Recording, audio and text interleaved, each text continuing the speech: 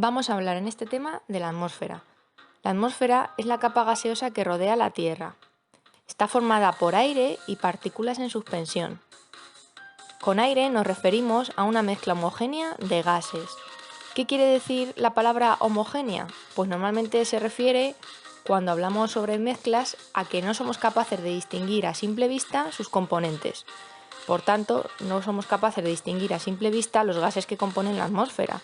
No distinguimos el oxígeno del dióxido de carbono, por ejemplo.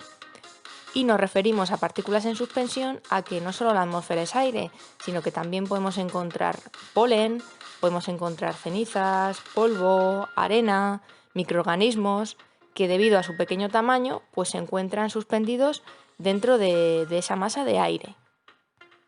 ¿Cómo se formó nuestra atmósfera? Bueno, pues ya sabéis que la Tierra se formó debido, al igual que el universo, al Big Bang, esa gran explosión. Entonces, cuando se formó nuestro planeta estaba muy caliente, había mucha temperatura porque había venido una gran explosión. Además, toda la materia se había ido aglomerando debido a choques que se habían producido entre distintas cantidades de materia que se había quedado agregada entre sí, formando nuestro planeta. Entonces, nuestro planeta estaba muy caliente, tenía muchísima temperatura y había muchas erupciones volcánicas.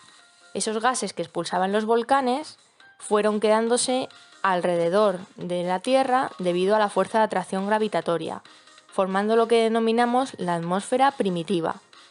¿Cuál era el contenido de esa atmósfera primitiva?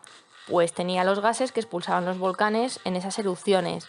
Entonces, esa atmósfera estaba compuesta por nitrógeno, monóxido de carbono, dióxido de carbono, argón, metano y vapor de agua principalmente. ¿Qué es lo que ocurrió con el paso del tiempo?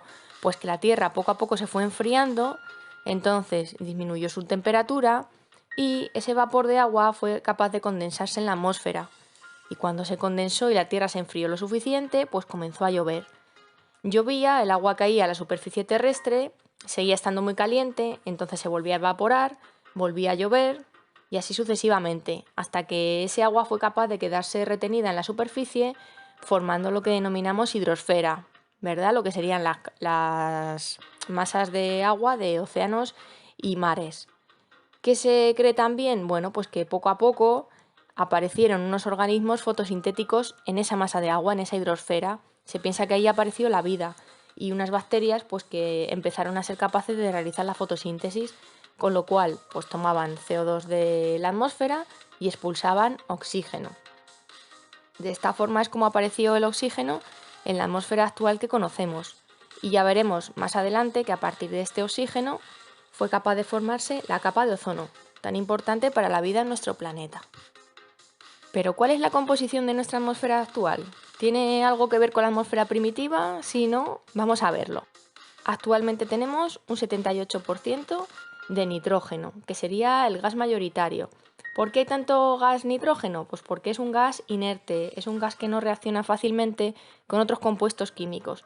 Por eso se ha ido acumulando en la atmósfera a lo largo de todos los años hasta llegar a alcanzar una concentración tan alta, ¿no? De un 78%. ¿Qué tenemos después? Pues tenemos un 21% de oxígeno. Ese oxígeno que, como sabéis todos, es vital para la vida en nuestro planeta. ¿Y de dónde proviene todo ese oxígeno atmosférico? Pues proviene del proceso de la fotosíntesis. ¿Qué nos queda, por tanto? Pues nos quedaría un 1% restante que está compuesto por el 0,97% que sería vapor de agua. El vapor de agua aparece en la atmósfera debido a los procesos de evaporación, cuando pues, el agua, por ejemplo, se evapora de los mares y océanos, y al proceso de transpiración de las plantas, que es cuando éstas desprenden vapor de agua hacia la atmósfera. Y luego en ese 0,97% también se encontrarían otros gases como el ozono, el helio, el neón y el argón. Por último, el 0,03% correspondería al dióxido de carbono, que el dióxido de carbono está en la atmósfera presente debido a los procesos de respiración, ¿verdad? Porque todos los seres vivos cuando respiramos emitimos CO2 a la atmósfera, por los procesos de combustión, por ejemplo, cuando utilizamos los humanos combustibles fósiles, ya sea en vehículos, calefacciones y demás, y también pues, a través de las erupciones volcánicas que todavía siguen sucediendo hoy en día. Vamos a hablar ahora de cuál es la estructura de la atmósfera. Podemos distinguir en la atmósfera una serie de capas. Vamos a empezar por la capa en la que vivimos nosotros, que sería la troposfera. En ella se desarrollan la mayoría de los fenómenos meteorológicos, pues la lluvia, la nieve, el granizo, los vientos, etc. Esta capa además tiene un grosor más grande en el ecuador que en los polos. Eso es debido pues que en el ecuador, como la Tierra está achatada, la superficie pues es más amplia y la fuerza de atracción gravitatoria es mayor, por eso se concentran ahí más gases. Y además, debido también a la acción gravitatoria, en esta capa que es la troposfera, encontramos el 90% de los gases. Después tenemos la estratosfera. La estratosfera es muy importante porque en torno a unos 20 kilómetros, con respecto a la superficie, encontramos en ella la capa de ozono. La capa de ozono es la que se encarga de absorber la radiación ultravioleta que proviene del Sol. Y luego también en esta capa, que es la estratosfera, es donde vuelan los aviones. Un poco más arriba nos encontramos con la mesosfera. La mesosfera es esa capa donde se desintegran los meteoritos que van a entrar en la Tierra y se convierten en estrellas fugaces. Debido al rozamiento con la atmósfera, pues es en esa capa donde se produce esa incandescencia de los meteoritos que nosotros observamos y llamamos estrellas fugaces. Un poco más arriba todavía tenemos lo que sería la termosfera o ionosfera, que se llama también.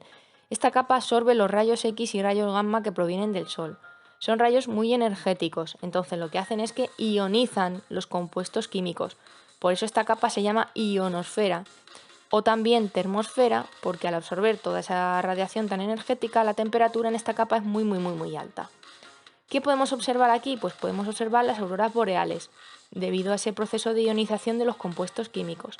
Y también es la capa en la que pues, rebotan esas ondas de radio y televisión que enviamos desde la superficie terrestre. Por último, tenemos la exosfera.